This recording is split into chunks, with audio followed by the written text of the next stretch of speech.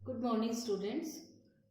पिछले लेक्चर में हमने स्टडी किया था कि सॉलिड जो होते हैं वो टू टाइप्स के होते हैं, amorphous and crystalline. Amorphous and crystalline.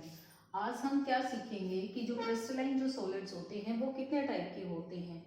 Crystalline solids को हम कितने भागों में डिवाइड कर सकते हैं, मॉलिक्यूलर सॉलिड्स, आयनिक सॉलिड, मेटलिक सॉलिड और कोवलेंट सॉलिड्स में हम क्या कर सकते हैं, डिवाइड कर सकते हैं। क्रिस्टलाइन जो सॉलिड्स होते हैं उनमें मॉलिक्यूलर जो सॉलिड होता है उसको हम 3 पार्ट्स में डिवाइड कर सकते हैं। देखिए, non polar molecule, polar molecule और हाइड्रोजन बॉन्डिंग वाले मॉलिक्यूल्स। ठीक है, नॉन पोलर जो मॉलिक्यूल्स होते हैं उनमें वो मेनली किससे बने होते हैं, नॉन पोलर एटम से बने होते हैं, जैसे कि आर्गन है, हीलियम है। ठीक है, तो नियोन के मॉलिक्यूल्स होंगे या हीलियम के जो मॉलिक्यूल्स होंगे वो नॉन पोलर होंगे। इसके अलावा ऐसे नॉन पोलर मॉलिक्यूल्स जिनके अंदर non polar covalent bond present होता है, जैसे कि आयोडीन है और एक क्लोरीन है, ये भी किस में आते हैं, नॉन पोलर में आते हैं। देखिए, आयोडीन और क्लोरीन में कैसे नॉन पोलर है, आयोडीन आयोडीन के बीच में बॉन्ड प्रेजेंट है, दोनों की इलेक्ट्रोनेगेटिविटी इस आयोडीन की और इस आयोडीन की, दोनों की इलेक्ट्रोनेगेटिविटी क्या है, बराबर है। तो ना ही तो ये इसके इलेक्ट्रॉन्स को अट्रैक्ट करेगा, ना ही ये इसके इलेक्ट्रॉन्स को अट्रैक्ट करेगा, दोनों की इलेक्ट्रोनेगेटिविटी क्या है, सेम है, इसलिए ये क्या होगा, नॉन पोलर होगा। और पोलर क्या होता है, जैसे HCl है, HCl में क्लोरीन की इलेक्ट्रोनेगेटिविटी क्या होती है, ज्यादा होती है और हाइड्रोजन की इलेक्ट्रोनेगेटिविटी कम होती है। तो पार्शियली क्लोरीन के ऊपर कैसा चार्ज आ जाएगा, नेगेटिव चार्ज, हाइड्रोजन के ऊपर कैसा चार्ज आ जाएगा, पॉजिटिव। तो इसके जो इलेक्ट्रॉन्स हैं वो इस तरफ जनरेट होंगे इसके इलेक्ट्रोनेगेटिविटी की वजह से, और उसी वजह से इस पे नेगेटिव चार्ज आया। Hence HCl molecule is polar in nature. ठीक है, तो नॉन पोलर कंपाउंड्स वो होते हैं जो नॉन पोलर मॉलिक्यूल से बने होंगे। इनके अंदर अगर हम फोर्सेस ऑफ अट्रैक्शन की बात करें तो वो London dispersion forces of attraction present होती हैं, जो हमने लास्ट ईयर पढ़ा था। ठीक है, 5th चैप्टर में। ये सॉफ्ट होते हैं, इंसुलेटर होते हैं। इंसुलेटर का मतलब इनमें से इलेक्ट्रिसिटी पास नहीं हो सकती। इनके मेल्टिंग पॉइंट जो होते हैं वो भी क्या होते हैं, काफी लो होते हैं। मेल्टिंग पॉइंट क्या होते हैं, लो होते हैं। और कई बार तो ऐसा होता है कि रूम टेम्परेचर पे ये जो नॉन पोलर जो कंपाउंड्स हैं वो लिक्विड की फॉर्म में प्रेजेंट होंगे या फिर गैसेस की फॉर्म में प्रेजेंट होंगे। नेक्स्ट हम बात करते हैं पोलर मॉलिक्यूल्स की। पोलर मॉलिक्यूल्स वो मॉलिक्यूल्स होते हैं जिनके अंदर कोवलेंट बॉन्ड प्रेजेंट होता है, या हम यूं कह सकते हैं डाइपोल डाइपोल इंटरेक्शंस प्रेजेंट होती हैं, और ये पोलर मॉलिक्यूल्स होने की वजह से डाइपोल डाइपोल इंटरेक्शन होती हैं। जैसे कि मैंने HCl का एग्जांपल दिया था, ये HCl क्या है, एक पोलर मॉलिक्यूल है। कैसा मॉलिक्यूल है, पोलर मॉलिक्यूल। इसमें क्या क्रिएट हो रहा है, नेगेटिव चार्ज और पॉजिटिव चार्ज। मतलब क्या क्रिएट हो गया, एक डाइपोल क्रिएट हो गया, दो पोल। डाइपोल का मतलब है आम भाषा में दो पोल। दो पोल कौन से, एक पॉजिटिव पोल और एक नेगेटिव पोल। तो जिसमें डाइपोल क्रिएट हो रहा है वो क्या होगा, पोलर। तो इसमें फोर्सेस ऑफ अट्रैक्शन कौन सी होंगी बच्चों, डाइपोल डाइपोल। डी का मतलब क्या है यहाँ पे, डाइपोल डाइपोल इंट्रैक्शन। ये भी सॉफ्ट होंगे, इनके मेल्टिंग पॉइंट भी क्या होते हैं, लो होते हैं। लेकिन अगर हम बात करें नॉन पोलर मॉलिक्यूल्स के कंपैरिजन में, इनके मेल्टिंग पॉइंट क्या होते हैं भाई, हाई होते हैं। मेल्टिंग पॉइंट क्या होते हैं, हाई होते हैं। MP लिखा है मैंने, नॉन पोलर। नॉन पोलर से इनके जो मेल्टिंग पॉइंट होंगे वो क्या होंगे, हाई होंगे।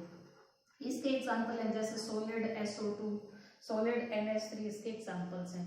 तीसरा अगर हम बात करें हाइड्रोजन बॉन्डेड। हाइड्रोजन बॉन्ड क्या होता है आपको ये पता है। देखिए, हाइड्रोजन बॉन्ड, जब hydrogen electronegative atom like hydrogen nitrogen के साथ प्रेजेंट हो, या हाइड्रोजन ऑक्सीजन के साथ प्रेजेंट हो, या फिर हाइड्रोजन फ्लोरीन जैसे इलेक्ट्रोनेगेटिव एटम के पास प्रेजेंट होता है, तो उनके बीच में एक एडिशनल अट्रैक्शन फोर्स अराइजेस होती है, जिसको हम क्या कहते हैं, हाइड्रोजन बॉन्ड कहते हैं। तो कुछ ऐसे मॉलिक्यूल्स जिनके अंदर हाइड्रोजन बॉन्ड प्रेजेंट होता है उनको हम क्या कहेंगे, हाइड्रोजन बॉन्डेड मॉलिक्यूलर सॉलिड। ठीक है, यानी मॉलिक्यूलर सॉलिड के 3 टाइप हैं, नॉन पोलर, पोलर और हाइड्रोजन बॉन्डेड। हाइड्रोजन बॉन्डेड की अगर हम विशेषताएं देखें तो ये क्या होते हैं भाई, इनके मेल्टिंग पॉइंट इन दोनों के कंपैरिजन में हायर होते हैं। ये इंसुलेटर नेचर के होते हैं और ये सॉफ्ट भी होते हैं। क्या होते हैं, ये सॉफ्ट होते हैं। लेकिन हाइड्रोजन बॉन्ड से रिलेटेड एक क्वेश्चन जो जनरली पूछा जाता है एग्जाम्स में, वो ये पूछा जाता है कि HF इज ए, HF और HCl के मेल्टिंग पॉइंट के बारे में पूछ लिया जाता है। HF का मेल्टिंग पॉइंट HCl की मेल्टिंग पॉइंट से ज्यादा होता है, या बॉइलिंग पॉइंट की भी बात हो जाती है। तो इसका मतलब ये होता है कि HF जो होगा इसका मेल्टिंग पॉइंट या बॉइलिंग पॉइंट ज्यादा होगा due to presence of hydrogen bonding. ठीक है, ये कॉन्सिक्वेंसेस ऑफ हाइड्रोजन बॉन्डिंग वाले टॉपिक में आपने फोर्थ चैप्टर में पहले भी पढ़ा है। उसके बाद हम बात करते हैं बच्चों आयनिक सॉलिड की। आयनिक सॉलिड के जो कंस्टिट्यूएंट जो पार्टिकल्स होते हैं वो आयंस होते हैं।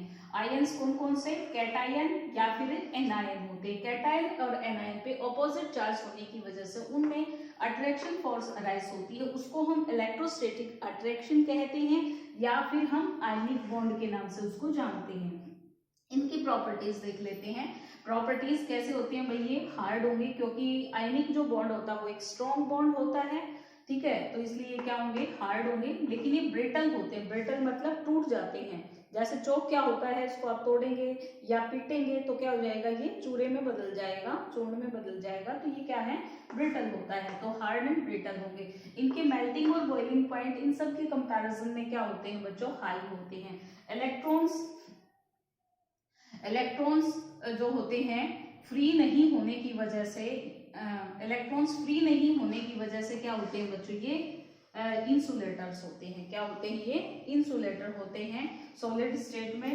बट इन मोल्टन स्टेट और aqua state these behave as conductor. लेकिन जब ये पिघली हुई अवस्था में होते हैं, जब ये पिघल जाते हैं, या फिर एक्वा स्टेट का मतलब है जब हम इनको पानी में डिसोल्व करते हैं तो ये कंडक्टर की तरह बिहेव करते हैं। क्योंकि जब हम ऐसा करते हैं तो इनके जो इलेक्ट्रॉन्स है वो फ्री हो जाते हैं और वो सॉल्यूशन में प्रेजेंट रहेंगे और वो फ्रीली मूव कर सकते हैं, इसलिए ये कंडक्टर की तरह बिहेव करते हैं। तो एक क्वेश्चन, सूखे नमक में करंट नहीं आता है, लेकिन अगर उसको पानी में हम घोल दें तो उसमें से करंट पास हो सकता है।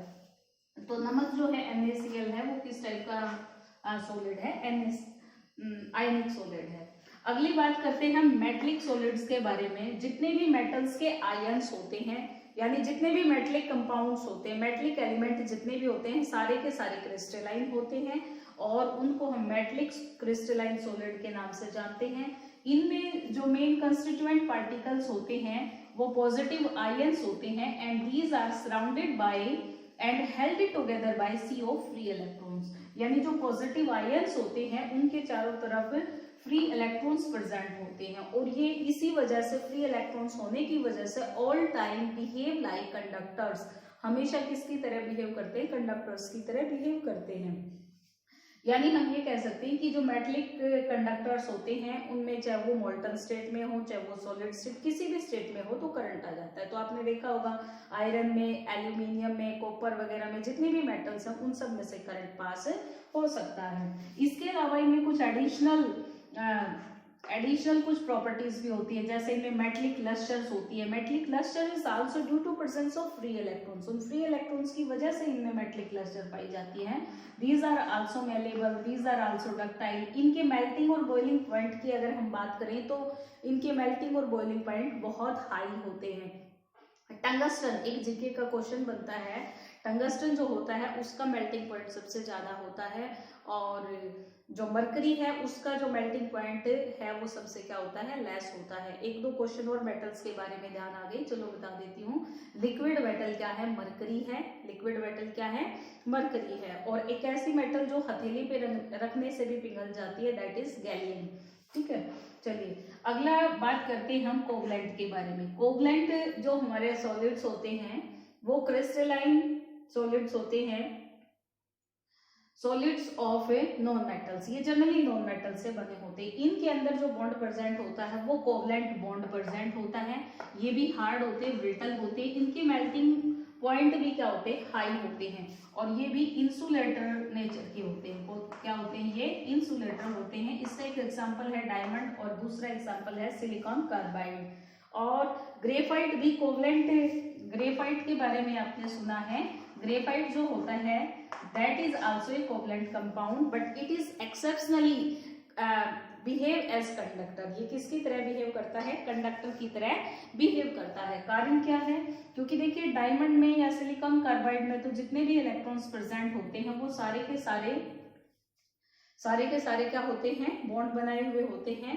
लेकिन in case of graphite 3sp2 hybridisation present होती है और एक इलेक्ट्रॉन जो होता है वो फ्री इलेक्ट्रॉन की तरह बिहेव करता है, और वो फ्री इलेक्ट्रॉन्स जो ग्रेफाइट की जो रिंग्स होती हैं उनके बीच में प्रेजेंट होता है। इसकी वजह से ग्रेफाइट जो होता है वो स्लिपरी भी होता है, इसलिए उसका जो प्रयोग है सॉलिड लुब्रिकेंट के लिए भी हम कर सकते हैं, और वो इंसुलेटर भी है। ठीक है, तो ये सब आज इसके बारे में था। Thank you. आप इसका स्क्रीनशॉट लेना चाहें आप ले सकते हैं, और कोई भी अगर टॉपिक में कोई प्रॉब्लम है या कोई भी चीज़ आप शेयर करना चाहते हैं तो आप मुझे ईमेल भी कर सकते हैं। Thank you.